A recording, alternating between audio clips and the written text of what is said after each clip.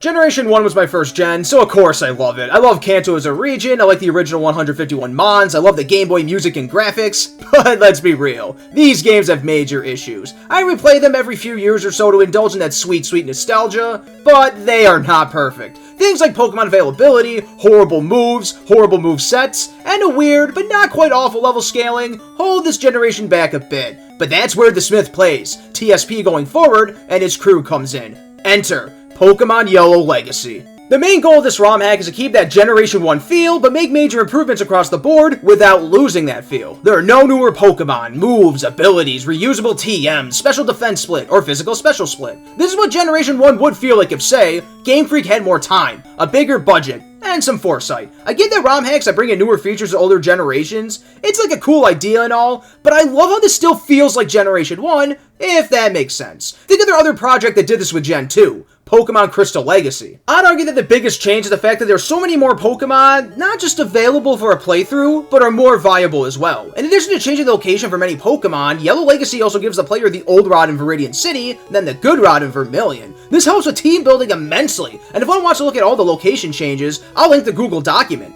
This is a place where I thought the base game was already pretty good. Like, I never really had problems building teams in the base game, but now, it is just so much better. What hurt the original Yellow more so than the Pokemon availability itself was the goddamn movesets and the moves themselves. There are so many trash attacks in Gen 1. Think of shit like Razor Wind. When would you ever use that in a regular playthrough? Like, honestly. The Legacy team changed this to work as a pseudo Hyper Beam and increase its accuracy. They also changed Nightshade to be a 60 power move, which is awesome for Gengar. On that topic, the Ghost type is now special, and the Dragon type is now physical. Cut is now a Bug type move. Slam is now a Dragon type move. There's some really cool shit in here, and again, I'd really recommend checking out the document for a full list of changes. A lot of moves had their power accuracy improved too. Sludge went up to 90 power to make it closer to Sludge Bomb in Gen 2. High Jump Kick went up to 120 power. Submission got a much needed accuracy buff, and Solar Beam went up to 180 power, which may sound like a lot, but keep in mind it takes a charge up turn anyway. This helps out so many Pokemon, and I can guarantee that even the shittier ones, they will feel somewhat viable now. Bug and fighting types in particular,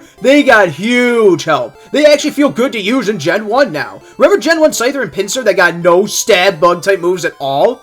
Well, that's a thing of the past now. When you factor in the better moves, along with the expanded movesets, like say giving Pikachu Thunder Punch, it makes so many Pokemon better. In fact, it got to a point where I had no idea what my final team was going to look like. There were just so many choices, and I wanted to see how much they've improved from the main game. So I guess the bottom line is this. Team building has been enhanced immensely between better moves, better movesets, and wider availability. Some Pokemon got some much needed stat buffs too. Pikachu got 25 health, 20 defense, and 20 special buffs. It also got additional help from the badge boost glitch. Listen, this is Pokemon Yellow after all. It would feel wrong to me to not use Pikachu. Other buff Pokemon include Arbok, Wigglytuff, Venomoth, Farfetch'd, Hitmonlee, Porygon, Onix, among many others. The indicated ones receive gigantic buffs and are nice to use now. Speaking of battling, the Backsprites are redone. Gen 1 sprites have an acquired taste to say the least, as someone who grew up with these. The Backsprites in particular are mostly awful, and this is because they are based on the Japanese red and green sprites. Some of them were only touched up by a few pixels, while other ones were completely redesigned. Even with the rework, they still feel in line with Pokemon Yellow. In fact, isn't it kind of weird that they created a whole new set of front sprites for Yellow, and Red and Blue when it came over here by the way, but did nothing with the back sprites? I always found that odd. Some like Mew and Rhyhorn are simply egregious. I want to slot in little quality of life things here because these add up exponentially. For one, a little Pokeball will appear next to a wild Pokemon if you caught the same species before. How that wasn't in the original is just beyond me. The player can hold down B to run, which is a lifesaver for these older games. First introduced in Gen 2, the player will only have to interact with the water, cut trees, or boulders to interact with them, instead of having to go to the Pokemon's menu. It's just a bit less clunky. Speaking of HMs, they can also be forgotten at any time. If the player holds down pause while checking out their Pokemon stats, they can see their DVs. If select is held down, the player can check their stat experience. The EXP bar has also been added in battle. The Pokédex has been completely revamped to show the player level up attacks and TMs that they can learn. What a nice change. Now I don't have to keep going to Bulbapedia for learn sets. The bag has tripled in size, and you can auto-sort it. TMs will also have abbreviated names next to them so you can tell what the hell they actually are. Speaking of TMs, while they are still single use, you will eventually be able to buy them all. A reuse repel prompt was added, and the move deleter and reminder were added. How neat. All 151 pokes can be caught in a single save file, which I've always been a fan of. This means that trade evos will evolve at a specific level. There's a hard mode now, which will cap the Pokemon's level at or near the highest level of the next gym leaders. This will also set the game to set mode, as well as disable items in battle.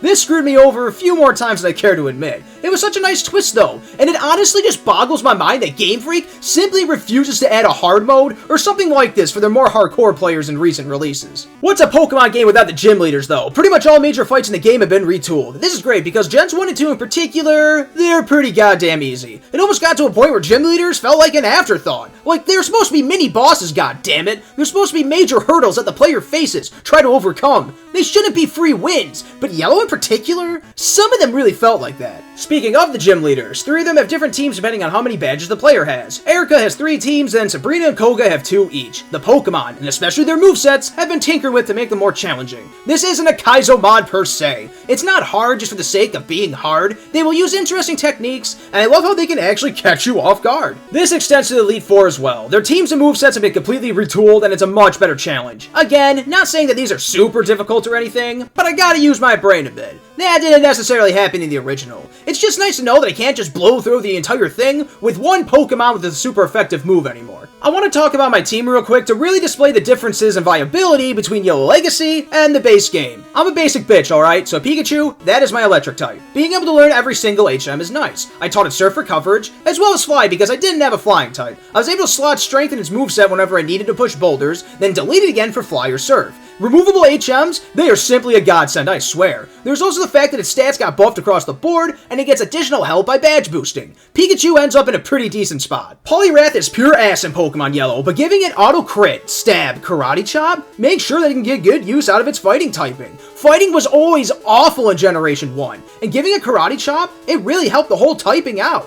I also ran Onix, because, you know, I figured, when the hell else am I gonna run an Onix? It's pure ass in Gen 1, and it gets an evolution as early as Gen 2. Yellow Legacy buffed its stats pretty much across the board, and it gets access to the now Dragon-type Slam. It's pretty cool, and I really liked using it. Nightshade, being an actual 60-power Ghost-type move, makes Gengar feel so good to use. Being able to use its stab to hammer Psychic types feels great. Teaching it Thunderbolt, Mega Drain, and Psychic on top of it, it makes it such a great special sweeper. The Bug and Grass typing both got major help, and it made Parasect a surprisingly good Pokemon. Putting things to sleep with Spore, restoring its health with Mega Drain, using Cut, and Swords Dance. And by the way, Cut is now Bug type, and helped it out a lot. The odd Pokemon out here is Ninetales. Sure, it gets Nightshade and Solar Beam, which are cool, but I just wanted a Fire type and I've never had one before. In base Pokemon Yellow, this team would be pure ass, it's not even funny. Onix is dog shit in every conceivable way. Poliwrath was barely a fighting type. What's its best move, submission or some shit? Parasect could barely make use of both of its stabs. Pikachu's a joke. And while good, it was always a shame that Gengar couldn't use its ghost stab. I don't have much for Ninetales though. It was actually pretty decent in base Yellow. Again though, I just wanted a fire type and Ninetales is cool. There's also some post-game stuff. Right after defeating the Elite Four, the player can battle Professor Oak himself. He comes decked out with the Tauros, Charizard, Venusaur, Blastoise, Snorlax, and Nidoking. They're all hovering around level 70. It's a nice, final, epic battle.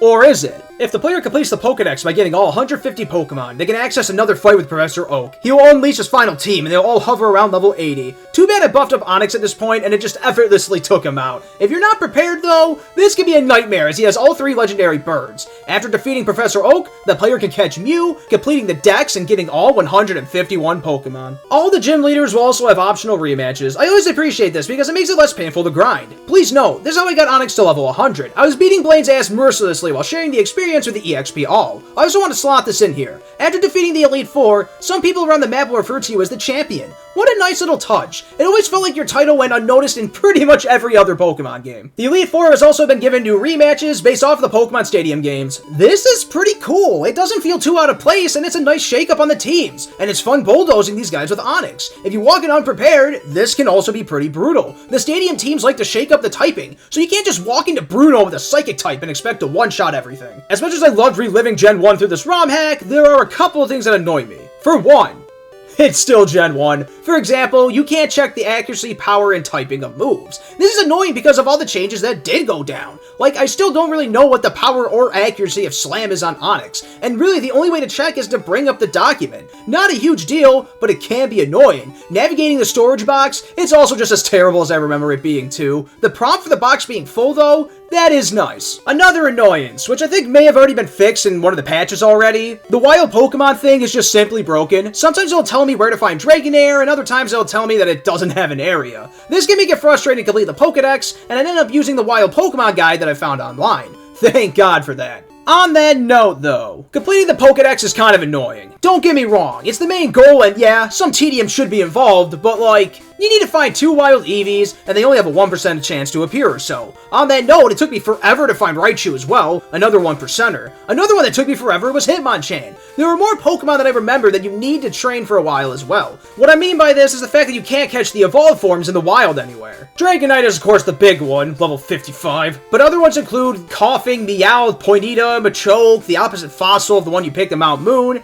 It can be a chore leveling these guys up. My method was to kick Blaine's ass over and over again with Onix, and I eventually broke down to use the 10x speed function on my emulator. Again, some tedium may be warranted to reach the ultimate goal, but this shit took me a couple of hours, man. I wonder if the EXP all slowed down the progress. It probably did. Pokemon Yellow Legacy made me fall in love with Generation 1 all over again. I've always loved Kanto as a region, the Game Boy bleeps and bloops, the Game Boy pixel art, and the original 151 monsters. But there is no doubt that the limitations have held these games back. Sure, they deserve massive credit for bringing Pokemon to the masses, and they are a very good first attempt at a game, but that doesn't make them immune to criticism. Being able to play Generation 1 in a more modern lens, while still feeling like Generation 1 is such a cool feeling. Like I said with Crystal Legacy, this is how I'll probably play Gen 1 going forward. Making sure that pretty much every Pokemon can use their stabs, that sounds like a very simple change, and it probably is, but it is so goddamn effective. It really makes you feel like you can run most Pokemon now, even weaker ones like Butterfree. They still have niches. The level curve wasn't nearly as bad as Gen 2, but it's still nice to see how the devs ironed it out a bit. I remember most trainers out and about being very underleveled and they gave me no problems. In Yellow Legacy though, I had to go back to the Pokemon Center after every couple of fights. Like this asshole with the Starmie here, he made me wipe twice. In all my years of playing base Generation 1, even as a kid,